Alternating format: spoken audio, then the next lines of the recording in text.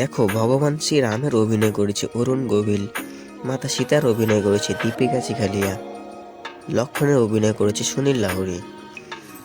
তেমন আমরা রাধাকৃষ্ণ এপিসোড কম বেশি সবাই দেখে আছি। রাধাকৃষ্ণ এপিসোডে রাধায় অভিনয় করেছে, আজকে তার সম্পর্কে জানবো।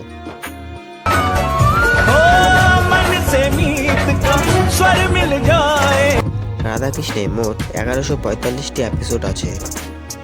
রাধাকৃষ্ণ এপিসোডে রাধার অভিনয় করেছে মল্লিকা সিং। তার জন্ম 15 সেপ্টেম্বর 2000 জম্মু কাশ্মীরে। মল্লিকা সিং 5 বছরে তার বাবাকে হারান। মল্লিকা সিং এর পড়াশোনা 7 স্কোয়ার একাডেমি স্কুল, এটা জম্মু কাশ্মীরে। মল্লিকা সিং এর মা রুবি সিং ক্লাসিক্যাল নৃত্যশিল্পী এবং নৃত্য শিক্ষক। মল্লিকা সিং তার মার থেকে নৃত্য শিখত। মল্লিকা সিং এর পড়াশোনা ছোট থেকেই ভালো। 8 ক্লাস কমপ্লিট করে চলে আসলো তার মাসির কাছে মুম্বাইয়ে।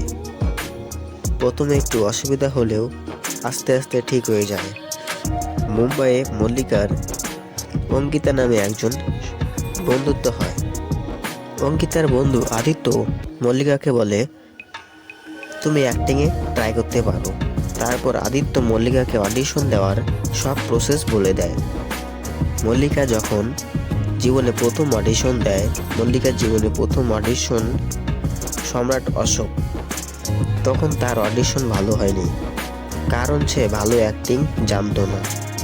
তার জন্য তাকে রিজেক্ট করা হয়। এর মাঝখানে অনেক অডিশন দেয় মল্লিকা। তারপর একদিন রাধাকৃষ্ণ সিরিয়ালের জন্য অডিশন দেয়।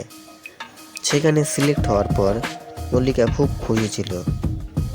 রাধাকৃষ্ণ সিরিয়ালে অডিশন দিতে অনেক বড় বড় অ্যাক্ট্রেস এসেছিল, তার মধ্যে মল্লিকাকে সিলেক্ট করে। রাধাকৃষ্ণ সিরিয়াল 1 অক্টোবর 2018 শুরু হয়। আস্তে আস্তে রাধাকৃষ্ণ সিরিয়ালটি লোকের মধ্যে জনপ্রিয় হতে লাগলো।